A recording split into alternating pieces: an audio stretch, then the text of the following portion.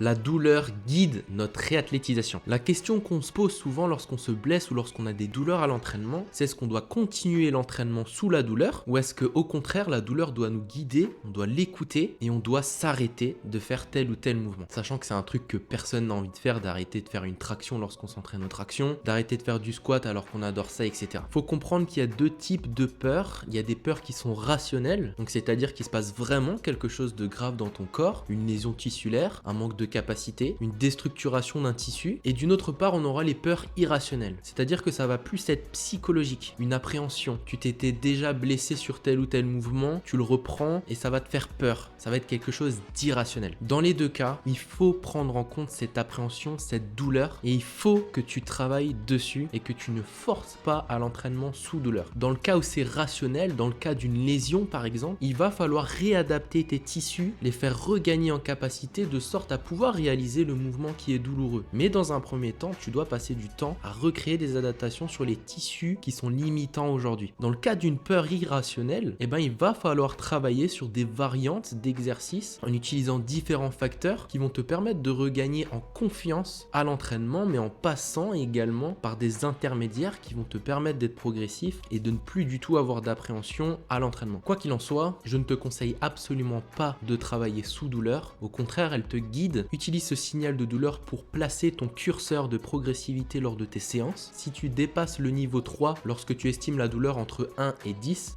c'est que tu y vas trop vite, trop fort. Tu dois baisser l'intensité ou le volume de ta séance, analyser la problématique, créer les bonnes adaptations dans un premier temps avant de revenir vers un entraînement normal. Et le risque c'est quoi? C'est de créer plus de lésions, plus de déstructuration. Dans le cas où c'est une peur irrationnelle, ça serait de te blesser complètement et c'est tout ce que tu veux éviter. Travaille aujourd'hui sur tes douleurs et demain tu seras libre de réaliser les activités que tu souhaites, les mouvements que tu souhaites. Écris MP dans la barre des commentaires si tu souhaites me parler de tes douleurs. C'était Samuel et je te dis à la prochaine pour une autre vidéo.